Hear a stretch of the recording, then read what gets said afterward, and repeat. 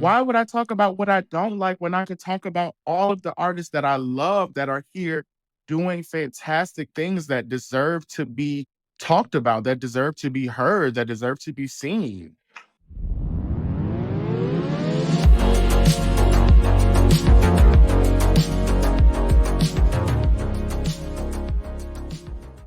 Yay, ladies and gentlemen, welcome to Q Points, the Rob Milton. What up?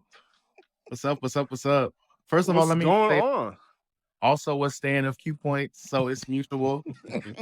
I love everything that you guys are doing, all the knowledge that you guys are putting out into the space, and just keeping people knowledgeable and keep giving the history of the things that we're listening to, and just keeping us up to date. And y'all are killing it. I love it. I love it. I love it. I love Well, Thank the you. feeling is mutual. We it. love you. And let's just get into this, just chop it up. So, like, Rob, I know you heard that crazy story about Duane Cali and his Yes. monkeypox hoax. Like, and I know you are real good about doing the social media thing and promoting yourself and whatnot. Would you ever go that far? The thing about being an artist right now is it's super frustrating watching stuff like that because like I know if I did something dumb like that, or for instance, if I posted a cover every day, like there are things that you could do that this would absolutely make me go viral. But I don't want to like I don't want to like bastardize my gift in that way. Like I want to create what's natural to me and do things that matter and that will last.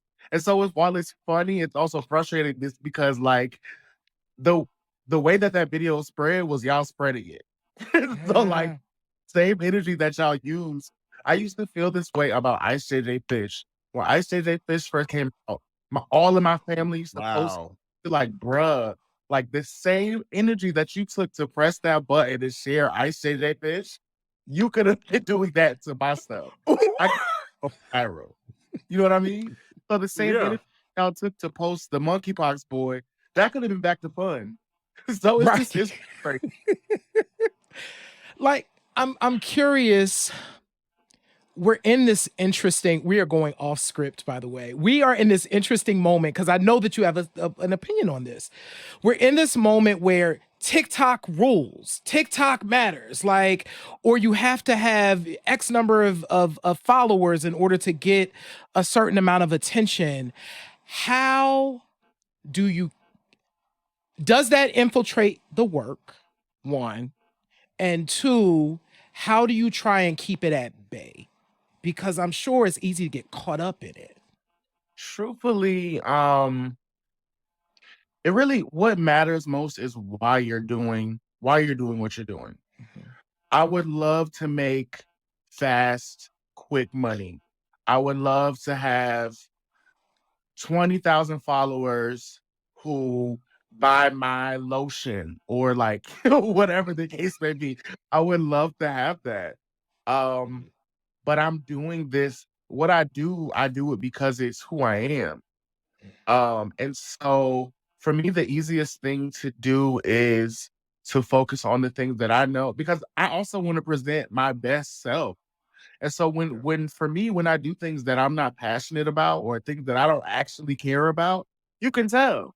Like it's very obvious.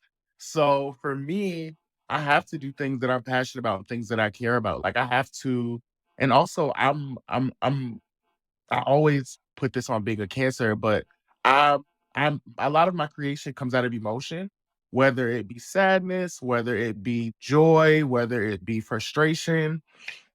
And so I can't like create something fake out of that. Like I can only create out of what I feel. And I just would rather create things that maybe today, and this honestly is something I learned like being a fan of like B Slade or being a fan of Georgia Air Muldrow, someone like that, where it's like maybe today what you release is not gonna have a million plays. But you know that in the long run, there's gonna be a generation or a group of kids or music heads or whatever who are like, yo, you gotta go back and listen to Rob Milton's Showtime EP. You know what I mean? Like there's no expiration date Mm-hmm. on discovery. Yep. And that, and then I'm sure we'll get there, but that's even to go with my Insecure placement. The record that got on Insecure came out in 2020. I recorded those songs in 2015. So Wow. it's like there's no expiration date, and it does get frustrating. And you do want everything to come out now. You do want everything to happen now.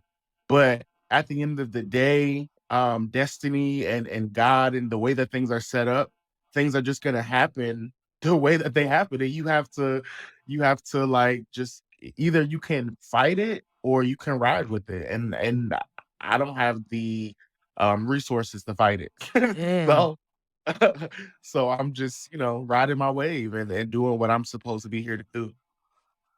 And it's so interesting you bring up the people that you pattern yourself after you and you're a fan of, and I would dare say that you move in this industry because you know that you're those people that you admire are watching you, Yeah. and people and you leave a print wherever you go. So coming here to Atlanta because you're not a native, but No. you've created your own roots here artistically. Tell us about that journey and getting here and creating community and building, Rob Milton from the ground up as the artist that we've come to know from coming in Atlanta. So what's crazy is I've always kind of like had my connection on the internet with a lot of different artists, from whether it be because of my own work or because of the work I used to do with Soul Bounce. Like I used to write for soulbounce.com. I used to write for Virgin Records had a blog at one point. I used to write for them.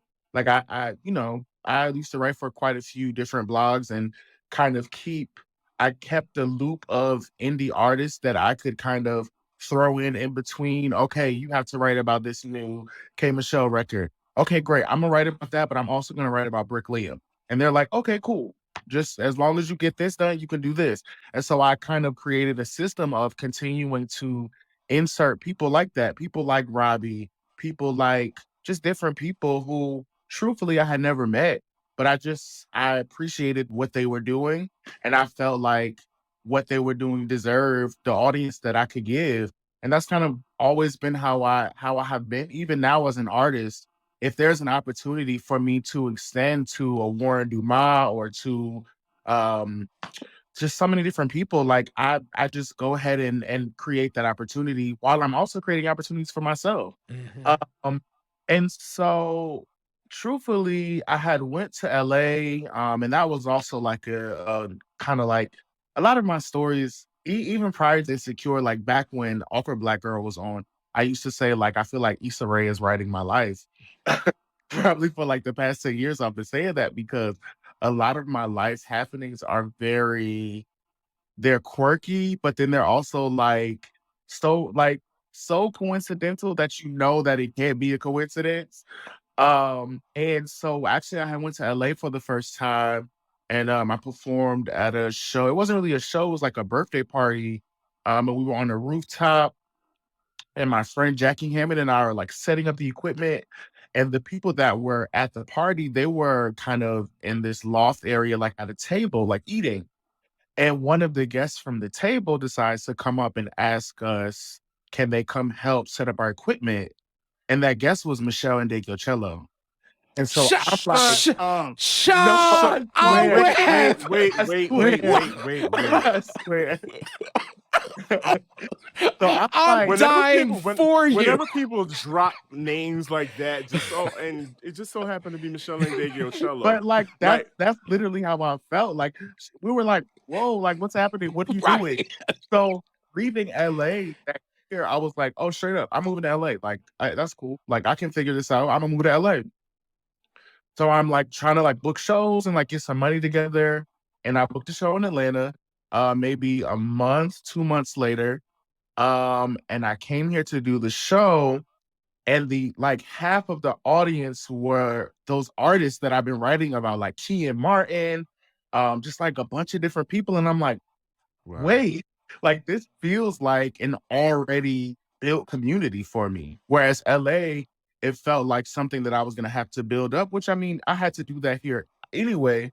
But something about here just felt specifically like home because of the black like as many black faces as possible. Like in every place you see black faces. That's not something that you see in a lot of places, truly.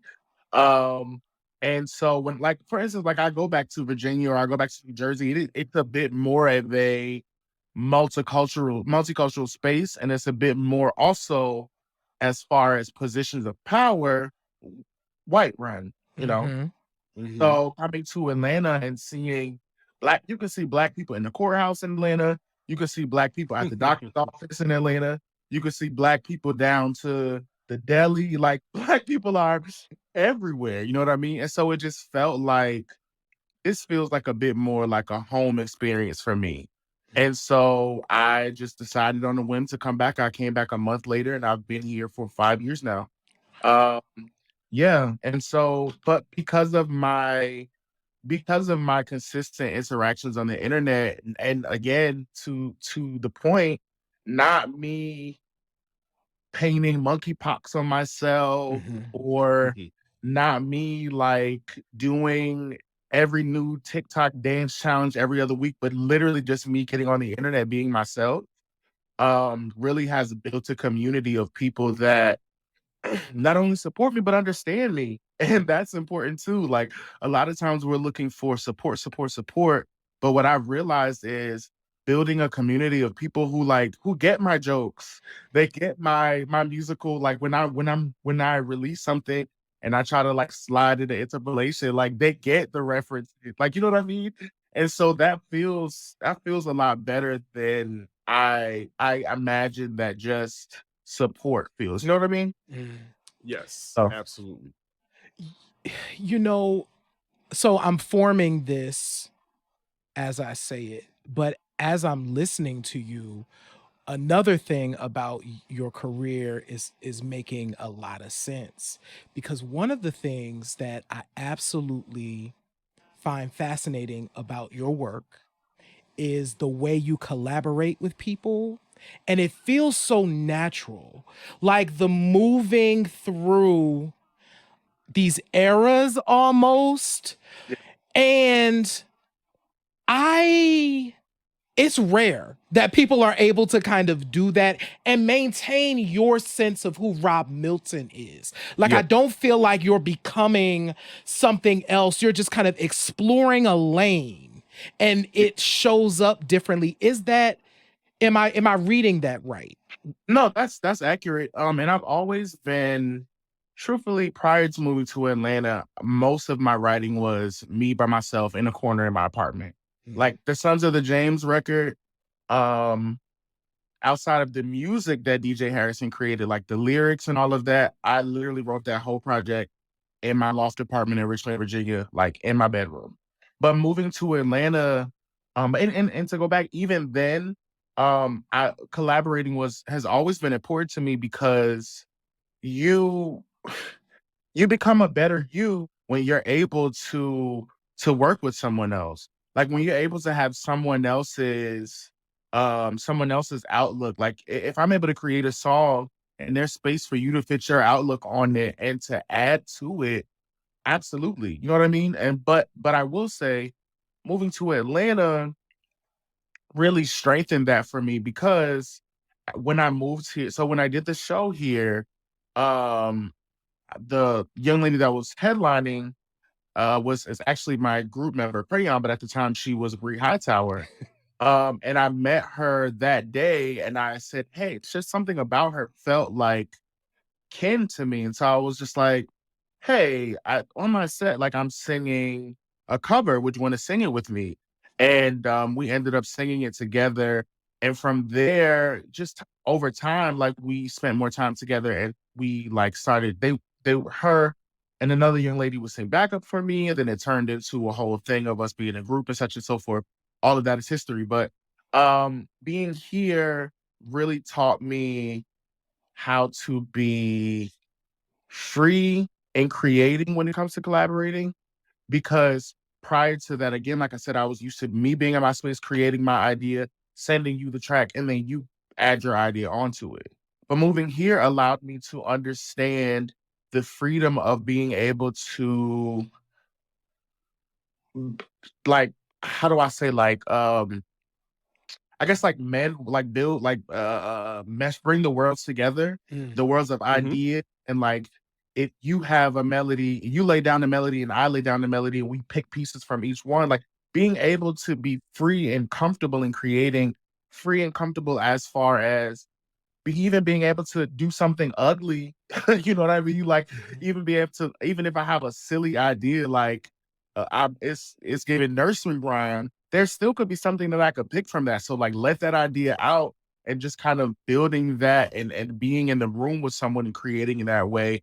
And so frequently, like, Crayon and I spent very, very, very much of our time in the studio for uh, probably the whole year of 2018. Mhm. Um, probably a full year, I would say. We were in the studio every day for as long as we could until somebody kicked us out. So a lot of the music that we released as Cousin, even now the Monica record, these are all things that we made in 2018, just in the studio, like, what happens if we do this? Or me going, because Crayon is great at she's great at impressions. So I'll say, okay, how would Jill Scott sing this? And I love the it. way I love Jill it. Scott sing it, and then I'll say, okay, how would Shaka Khan sing this? And in us, just in those type of things, like we would have like, oh wait, because we could actually use that part. You know what I mean? Yeah. And so Mhm. just it really built a space of comfortability because as a creative, Erica didn't lie, like, we sensitive, and Mhm. so if I put out an idea and you shoot it down, naturally, I'm gonna build up a wall, and so collaborating and creating with other people has taught me to be able to just be completely free and just let it come out the way that it is and build on the idea, be comfortable enough to be able to say, "Okay, this isn't good, let's try it this way." Be comfortable enough to be able to say, your idea was good here, my idea was good here, but the goal is to make a perfect song. So how can we piece these together? So Atlanta definitely, absolutely strengthened my collaboration bone, but also on the flip side, I've had some extremely weird experiences with people in Atlanta. Hey. I've Hey. had some unfortunate like friendships fall or like over like weird stuff. Like it's been cycles of like up and Yeah. like, "This is a great experience. Whoa, what's happening?" Yeah. Like, but Yeah. I mean, you realize eventually that that's life and life Mhm. has cycles and, but I wouldn't trade not one moment and not, like, one person that I've met. There have been so many people, and I would say maybe 50% of them ended up being weird to me. But, like, we had great experiences. I've written great songs about those experiences, and, I genuinely it's hilarious because I turned 33 this year, so you think, like, I'm not, like, a teenager, but, Mhm. like, I feel like I grew up in the last 5 years. Yeah. Like, Yeah. Yeah. feel like I grew up in Atlanta, You truly. most definitely have. And so one, I am dying next time I see Crayon or she pops us, I want to hear the Shaka Khan impersonation. I That's want to one. too. You know my eyes perked up like Yeah. That's I one. want to hear that. I want to hear that. And two, just thinking about the fact that you guys were very intentional and used your time wisely while you Yeah. were in the studio, while you had access to it, because a lot of people, if you're trying to get in this business, studio time is not cheap. So Mhm. that's excellent. That's a lot of foresight that you guys had and future planning and just using your time wisely. We jokingly, J Ray and I called titled this show Rob Milton Will See You Now Mhm. I saw. because we when the moment when the Monica and Ty Dolla Sign record dropped, we were like, oh, the kid is about to be out of here. The kid is about to be out of here. So let's get on his schedule while we can. Always, And it's all about always. go I will always have time for y'all. So Thank you. absolutely. Thank you. But no, we were just so proud of the fact that this had happened for you because we know the work ethic. We know what you put down. And so, and what I've noticed personally, if I've noticed that you're like a manifester. Like you and I Mm-hmm. have that in common. We will say something, we will write it down, we will put it out in the atmosphere, and dag nabbit if that thing don't come to fruition. But Monica, you've written a song that Monica from College Yeah. Park A banger One. too. is singing, and you're up to over what 10 million views now Actually, it's at on 13 now on YouTube, on the music video. Crazy. That's so just walk us through how that collaboration came about. truthfully, it was a record that we initially, the start of the record where it started from us. It was a song that so Dana Johnson, the Mhm. incredible Dana Johnson, who is Yes. Avery Sunshine husband, producer extraordinaire. Mhm. Um, he we had went over and he gave us some music to like sift through and see if there was anything we wanted to work on. And one of them was this guitar loop, and it was really, really dope. But a lot of times he would play stuff for us and be like, "Oh, this was just something that I was at the airport and like I was bored." And we're like, "What? This is amazing." And this is what So came out. yeah. So we would go to their house on Sunday. I believe it would be Sundays, and then we would leave with the CD of music. By the end of the week, we would come back with all the songs finished. And so he's like, "What are y'all doing? Like, what's going on?"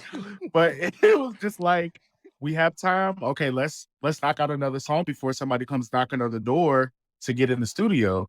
Mhm. Um, and so, and every time I don't well, I can't speak for everybody, but every time I finish a record for the past 5 years, we've had to run it back a million times. Like, we would leave the studio, like, in the car, like, listening over and over, like, "Wow," like, "Wait." And when it came to Friends, it was just I can't lie, like, the first day we did it, we were in the car listening to it, and we're just like, "It's something about this that's like, this is the one." Like, I don't know how, I don't know Mhm. why, I don't know when, but, like, this is the one. Um, and long story short, we ended up passing it through Tasha Couture, who is also an incredible producer. And she added some magic to it and ended up getting it to the ear of Monica. And we're here today. Quite a few years passed, but it took some patience and some time and some believing, and it really, really, really came to pass. And it's funny with the thing that you said about manifesting. Truthfully, I don't know. It was at some point, I wanna say maybe my 2nd year here, I started saying this thing where I started saying "shoot all shots." Mhm. And really, I think it started because I was working at Whole Foods when I first moved here. Mhm. And and there was constantly people coming in from Avery Sunshine. I met, Lynn from Girlfriends. She was like my homegirl for like a month. Like, so many people would come in, and to even to that point, the way that I connected with, who I now call Uncle Dana or Dana Johnson, was because they would come in, and literally from the first day they came in, I was like, "Hey, auntie, uncle, come in." People like, and I I'm like, love "Yeah, it. go ahead, come to my line." So they would come to my line, and then, like, every time they would come in, they would come to my line, and it would just kinda build a relationship there. And then they ended up hearing me on the podcast, and they were like, "There's something here, like, I really think we should work together." And I've been working with Dana Johnson ever since. Every project that I've released over the past couple of years has been co-produced and mixed and mastered by him. And it's really I would say, like, we have really great producer artist chemistry. Mhm. It feels really good, and I'm really glad to be able to have that and to be able to work with somebody as talented and incredible as him. But yeah, Friends is just really a beautiful thing, and he, again, like, as I said, he played guitar. And then Tasha Couture, she added her magic to it. Mhm. And then Ty Dolla Sign, he kind of, I think he like kind of rewrote my verse and added some stuff, added Mhm. his flair. But he's like singing down on the record. It's really it's mind blowing, truly. Also, like I said this earlier this week, but to move to Atlanta, It's a place to record where Monica is just like, it's iconic to me. Mhm. Nobody else has to think it's iconic, but to me, it is iconic. Right. Because we all grew up listening to Brandy and Monica and Dark Child Mhm. for hours on end, watching the video and like all of that R&B magic. And truly, I think that our generation of R&B artists would not exist without that moment and Mhm. without moments like that and without both Monica and Brandy's catalogs. Mhm. So it just feels really good and it's you said a thing earlier about the way that I move and trying to I can't recall how you said it. Not trying to impress, but like trying to keep in mind the people that influence me and Mhm. how Yes. presenting them. But truly, it's the moments like these of them acknowledging my gift Mhm. that really keeps me going. Like it's the moments of me being able to hit up B Slade, who is literally someone that I have listened to like since the year 2000. Like When he was I have Tone. Right. Slade. I have been a B Slade slash formerly known as Tone fan since the year Mhm. 2000. Mhm. And I have followed every era. I have been like, because truly a lot of what he was doing in the gospel realm and even if you look at it outside of the gospel realm, it was trailblazing. Right. It was very much it was even now a lot of things like I joked with him recently. He was saying something about my nails and how he was saying I started doing that before everybody else did it. I'm like, nigga, you were doing this in the year 2001. Right. Like You He's we a are your started pioneer. sons. Like you started this. But being able to have those conversations, being able to hit him and ask him to be on the record with me and him do it and for our voices and our writing and everything to blend so well. It is just it's confirmation that this is exactly what I'm supposed to be doing. Because as an artist, like in your gut, this is my purpose. But I'm not doing backflips on TikTok. I'm not Mhm. putting monkeypox on. I'm Mhm. not like, publicly naked. Mhm. So it's just like you kind of get to the point where it's like, is this what I'm supposed to be doing? Like, I need money. Like, Right. God, make me want to be a doctor. Like, you have those moments. You really do have those Yes. moments. But to have Georgia Air Dro agree to do a record for me and for it to be on Insecure, to do a record with B Slade, like to have the Monica placement and all of these different things is confirmation that this is absolutely what you're supposed to be doing. And that's really all that we need to keep going. I know a lot of times people say we don't need to look for validation of our gifts and such and so forth. But at the end of the day, nobody wants to be no, I don't want to be unsung.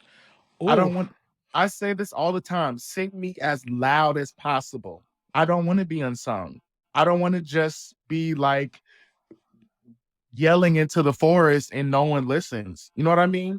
And again, I totally understand that it may not be today. It may be 5 years from now. Somebody pulls one of my records and like, yo, what? How did we miss this? Mhm. But knowing that I'm on the right path gives me that push to be able to continue on this path because it's not easy. People love to say, keep going, keep going. Do you know what that entails? Like, Right. do you know what that entails? Um, you know what?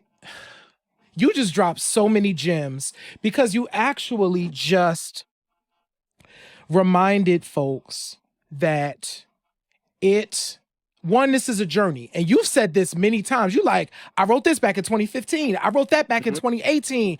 Mhm. This is how that evolved. Like, because I think the people, our instant success society that we live in, or what Yeah. people think is instant, gives us this idea that, oh, it could just happen for me. I could do some backflips on TikTok and all of a sudden I could be a millionaire. Now, for some people, that's a thing, right? Yeah. But that's not the norm. And what you are reminding us is that there's still a music business and there's still a process and there's Yeah. still things that happen. So I want to acknowledge that reminder. Yeah.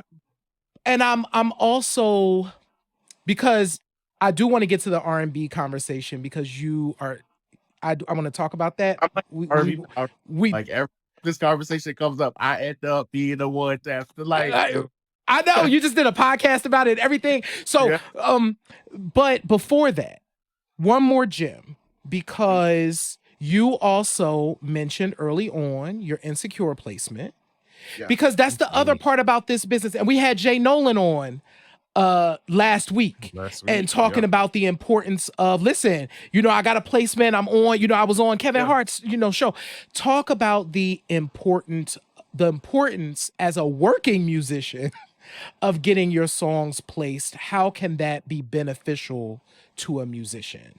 Truthfully, that's like the most important thing to me right now.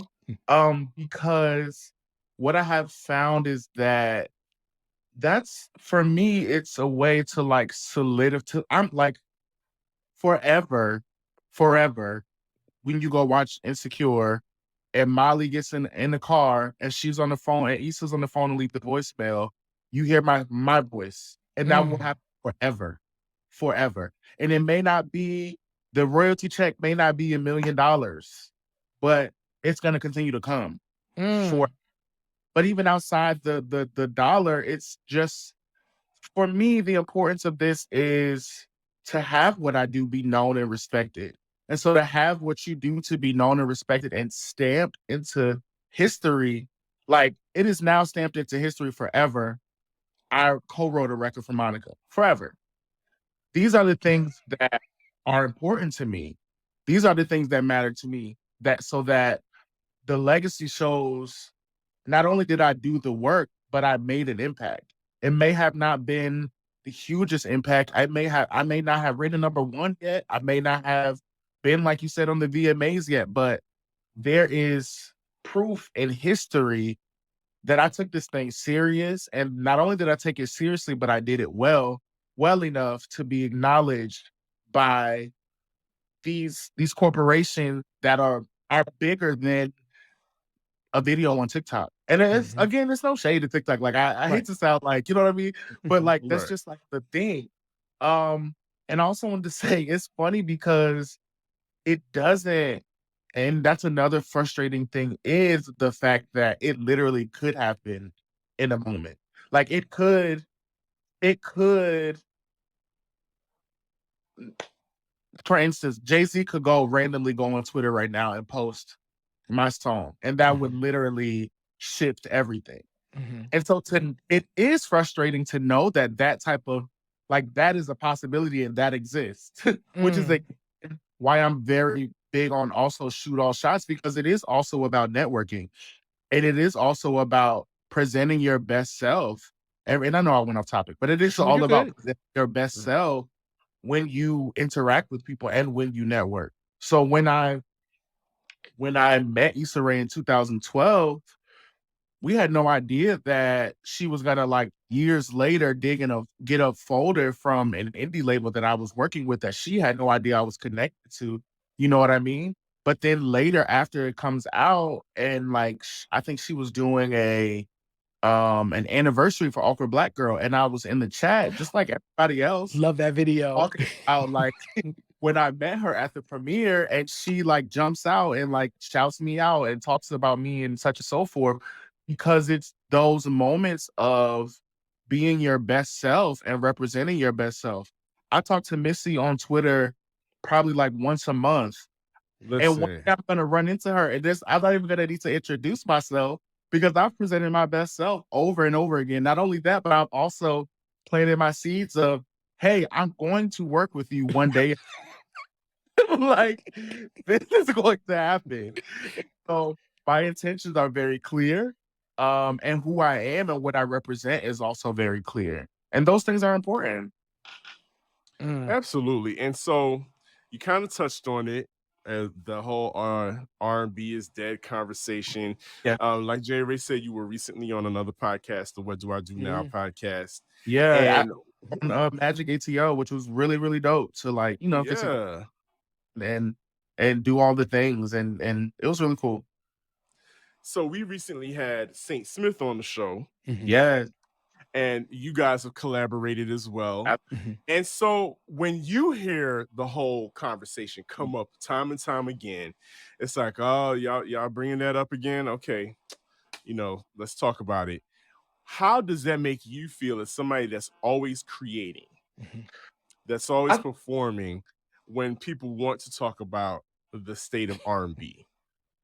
I think you can see through my tweets, like, for the most part, I genuinely, like, I posted today the gif of Beyonce pulling Little Mama back when she was trying to go on the stage. Yeah, And that yeah, is yeah, yeah. my fight with myself every time this conversation. uh, at the end of the day, at this point, I realized a couple things that are missing from the conversation. For one, this is a cyclical generational thing. Like, in the 90s, they were saying this. In the 80s, they were saying this. In the 70s, when disco came out, they were saying. So, to some extent, it's almost like people are the auntie and uncle on the porch yelling out, like, "Turn on Earth, Wind, and Fire." You know what I mean? And, like, that's the thing that happens, and so it's something that you also we have to accept, like, every generation, there is a group of people who are saying, "We want the old thing," which is what I realize is that I think it's a bit of an obsession with nostalgia and being connected to memories, and, like, I remember when XYZ used to do XYZ, and I loved when they did that, and nobody's doing that no more. That's unfortunate, but XYZ, believe it or not, is still alive, making albums, and you ain't buying them. Like, Well, so what do we do here? And then I also realized a lot of people like to be able to be in the conversation. Mm. And the way to be in the conversation and the way to be in the conversation but not really know anything is to be able to say, "This is dead, this doesn't exist. They need to be doing this, they need to be doing that." But you don't know what happens behind the scenes. Mhm. You don't know what it takes to do that. You don't know what the executives are telling people who are trying to do that. Like, yeah. there are a lot of pieces that are missing, that also a lot of the older artists are not talking about. Like, they're coming up, and they're talking about it. They're coming up with a bunch of different reasons. And I will say, when Mary talked to Diddy, she kind of brought it up to some extent. But and I said this on the other show, there are a lot of doors and barricades that the industry and executives and people in spaces to give opportunities have put up. And it's kind of crazy because we watch Unsung and Behind the Music and all these Mhm. things. To see Kelly Price say they didn't want to show her whole body in the video. Mhm. Yep. Yep. Voice. We see Rest in Peace Andrea Martin say, "I laid down these vocals and did not Mhm. get my appropriate credit." We see people say, I mean, and even to Khaleesi's credit, outside Mhm. of whatever, we see her say, "I wrote or did X, Y, and Z and was not given the appropriate credit." And we don't mend those things. And we don't say, "Oh, this executive needs to be held accountable." We let those people continue to do their jobs and continue to be the gatekeeper. Benefit. Yep. So they're continuing to be the ones to say, "Yes, this person gets in. No, this person doesn't get in. Yes, this is a hit record. And no, this isn't a hit record." They get to make that decision. And so we're saying nobody does this anymore. Nobody sings anymore. That's false. Nobody coming from the church anymore. That's false. Like, it's just, I saw somebody today, one artist today say something about female artists are able to emote and do X, Y, and Z, and that's why their music is good. But male artists are fighting against rappers, and that's why they don't have the space to do runs. These are, like, what are y'all talking about? None of Mhm. this is true.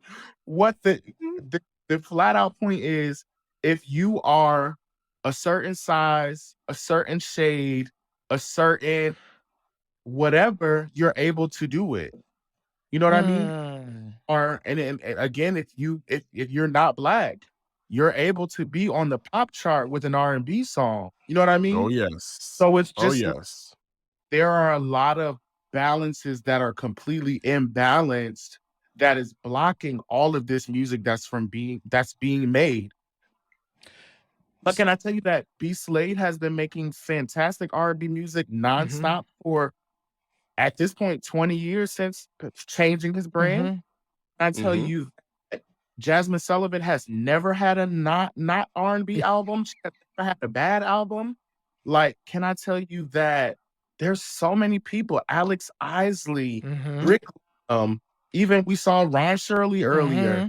Corey Yeah. Jane. Like, there are so many of us that are out here making not only R&B, but like high level R&B. Like, we're actually out here. Like, if you listen to Showtime, and this is not to big myself up, but if you listen to Showtime, it wasn't no like play. Like, No, it wasn't. there was no, granted, I've played around with different sounds, but with this record specifically, there were no trap sounds, there were no raps, Mm-hmm. there were no, it was full out stories. It's giving you lyrics, it's giving you storytelling, it's giving you a period piece, it's giving you even when people are saying, "Oh, it doesn't sound like X, Y, and Z." Showtime sounds like what y'all are saying R&B is. You know what I mean?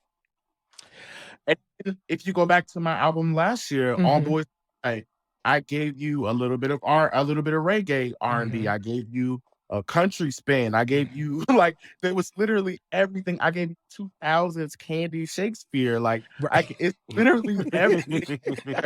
And so it's like not to only shine a light on my music, but it's just like there's so many of us who are out here creating and having to open doors for ourselves, and y'all are saying, well, this doesn't exist. No, it exists. There's just not, you're not giving it the platform. And then on top of that, a lot of those platforms don't exist. Like for MTV to do the VMAs, they have not shown the music video all year. Right. That's crazy. That's crazy. Like you have not shown a music video all year. How do you do a award show of the best music videos when you've never shown one? Mm. So Rob, there are so many points. One, it's just so many gems being dropped. Yes. Um, it has me thinking about how do we get how do we help folks like you? We're aware. That's why, of course, we wanted you to be on Q Points because we want more people to be aware.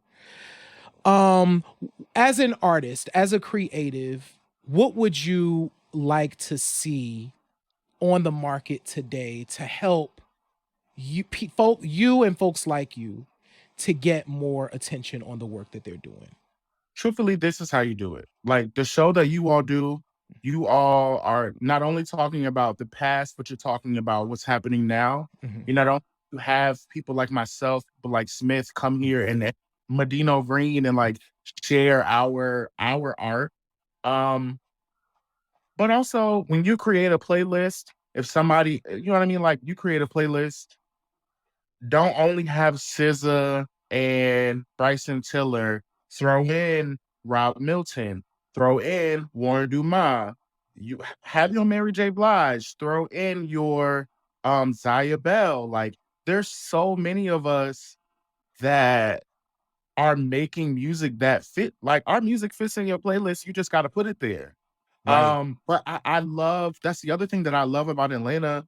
And it's funny when I did the interview on the radio last week, a lady commented on my post and she was like, I, I was your Uber driver. I was your Uber driver a couple of years ago. And yesterday I was in my car and I heard you on the radio and I was flipping out.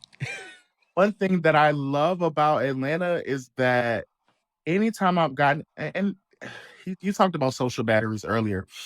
My social battery, it wavers. You know, some days it's Mm-hmm. real high and I can talk and do all of this. And some days I'm like, I actually don't want to breathe around anyone else. Yeah. And so I have my times when I get in the Uber and I'm like, it's giving quiet, right? But every time that I've gotten an Uber and someone has, because a lot of time they lead with it, I guess because of my hair, because the give is just like, what do you do? They're always kind of like, are you an artist or like what? And then I Yeah. like help them. I play my stuff for them, and they literally will play it in their car for drivers. Like I'll see them again like months later or years later, and they're like, "Yo, I've been playing your song in my car every ride," and people are asking who it is. It's stuff like that. It's stuff like you see me post my music video, share it. You know what I mean? Like tell somebody about it. We're putting so much money and time and energy into it. And no, we're not expecting like I don't want sympathy. Like this was my chosen journey. And I knew that it wasn't gonna be easy. I know that it's not gonna be easy.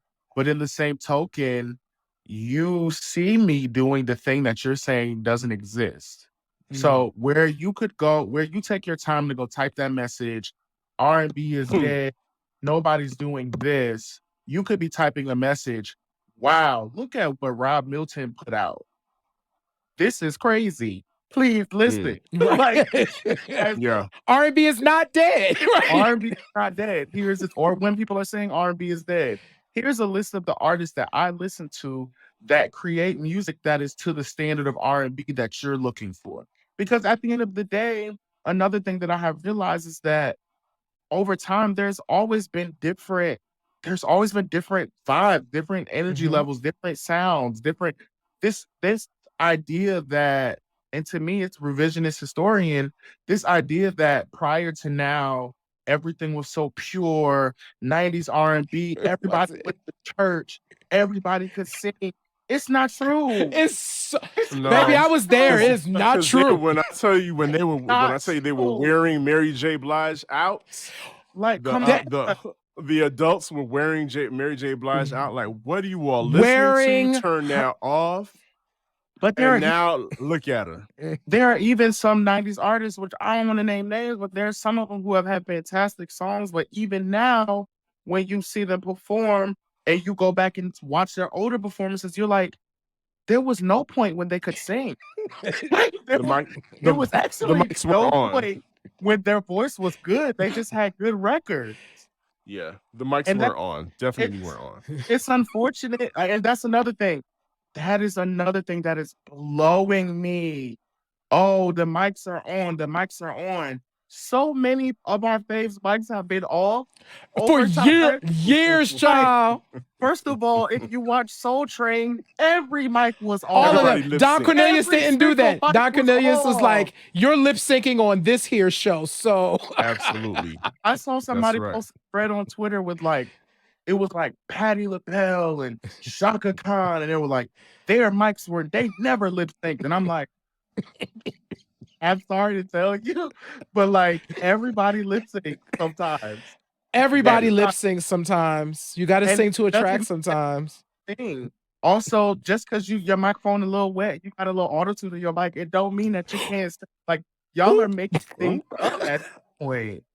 It's like, it's almost like they're raising the standard to be like, this doesn't exist all the way up here. Because in the 90s, it was up here and now it's down here. But really in the 90s, it was right where we are right now.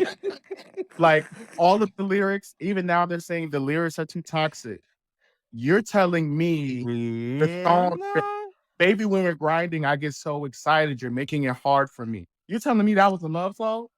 Like you listen to Do Me in 2022 and you will be like, that made it through. Listen to all of that. What? Don't Be Afraid by Aaron Hall. Aaron Hall. Oh my God, that's when I tell you that's the rapiest song ever. Keith Sweat's.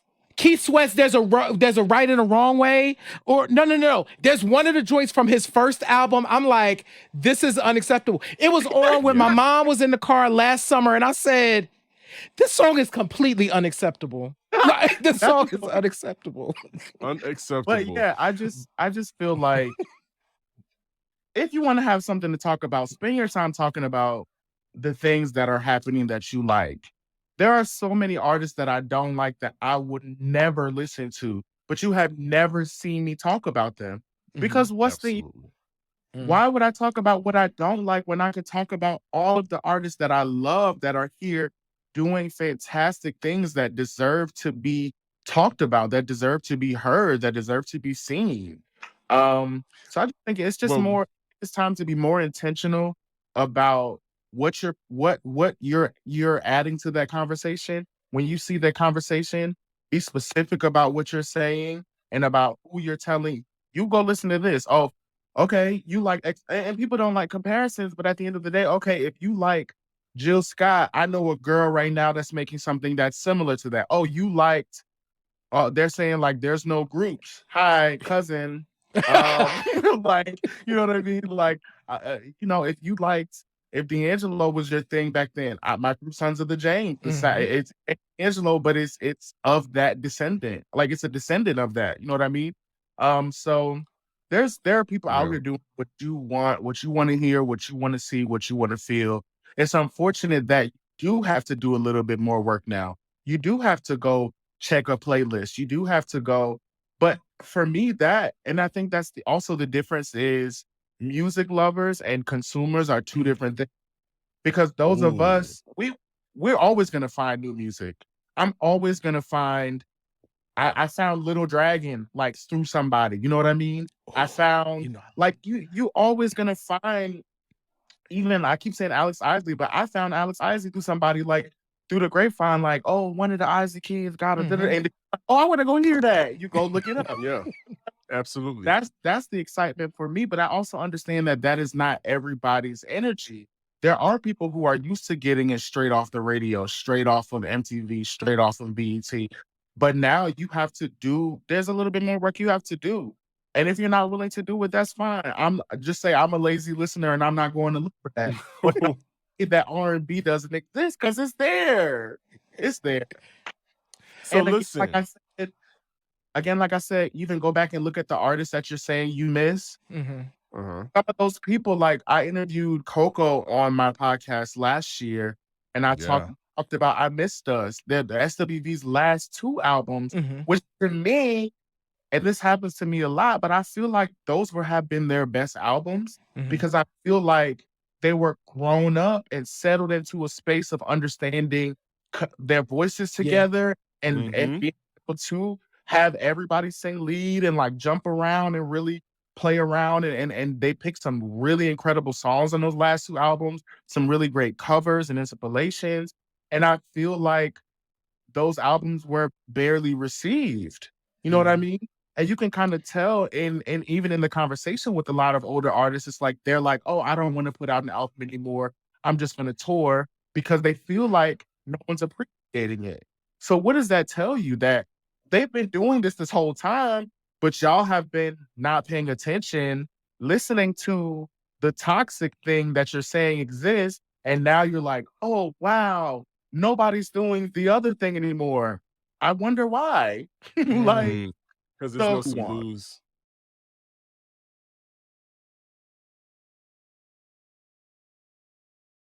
Okay. So I'll tell you this. We constantly talking about Rob Milton on Q Points because we love Rob Milton. And so we will continue talking about Rob Milton and anything that you drop, we are supporting. This has been, I'm so glad you came through and we were able Yes. to get you on. And so at this point in the show, we want to give you the platform, the space to let people know what's coming up Okay. and what we can expect from you, and just take it away. Truthfully, they have it was like a meme where it was like creatives also need time to just rest Yes. and not Yes. and so I'm really in a space now where I'm just like letting what I've already done this year kind of get its life and build more. Because I released a single in January. I released the EP. But I do have a couple of other Mhm. things coming, a couple of I don't know if it's been announced, but like a remix project with one of my groups. I have some other like really exciting placements coming up. And then I have another record that I wrote with this kid, Peter Sun, who just got signed to Red Bull. I might drop that before the end of the year, but as of now, listen to Showtime, my EP that I dropped. It is, I like to call it Renaissance's little cousin. Um, first. I love it. I love it. I love it. Because you Absolutely. sprinkled your own form of crack on it too, right? but it's also like truly the same energy. Like I really was in a space of wanting to give people something to dance to and to just like feel those feelings of the 70s and the 80s and like that. I will say, there is a really special feeling about the structure of songs from then, about the instrumentation. It was even Mhm. cool to have like the little string moments and stuff like that with Back to Fun. It just feels full and like hearty and it feels good. So that's really what I wanted to do with Showtime. And then Beyonce, came and did it after me. So shout out to Parkwood. Call me, please. I've been shooting my shot, tweeting all my tweets, my Renaissance tweet. Because we are also absolutely still listening to that Crack Laced album. It is incredible. But yeah, Showtime. Last year I dropped All Boys Cry, which I still Mhm. feel like has quite a bit of space to grow. Mhm. I have a lot of ideas that I want to kind of flush out with both of these projects as far as videos and stuff like that. But again, the creative journey and process is a bit different for us indie kids. Mhm. Uh, so I did put out the Back to Fun video, which was super fun. And it reminds me a lot of like Celebrity Deathmatch. It does. So yeah, Yes. yeah, I really love it. And I also love the details, the place, like the Prince poster, Slade, Luther, James Fauntleroy. Mhm. Like those are like all pieces of me creatively. Cousin dropped Cousin Volume 2. Like I truly have so much music out like that at this point. If you think R&B is dead, I literally have a good 3 projects that you can listen to for the next couple of weeks to fill you up. And yeah, just look out for more. I'm everywhere at the Rob Milton. I'm on Twitter being a complete fool and having the time of my life. Uh, yeah, that's me. Few points. Love it. With few points. Watching, and showing my great friends here all the love. DJ Sir Daniel is my tour DJ, but he don't know it yet. Um, Listen, so listen, both of us could speak that and it will it- happen. Mhm. It I'm will happen. down. So You can take the old man on tour with you. I'm there. I will have my controller or turntables, whatever you like. But we have truly enjoyed you being on Q Points this evening, Rob Milton. And J Ray, I think he's wrapped it up in a very pretty bow.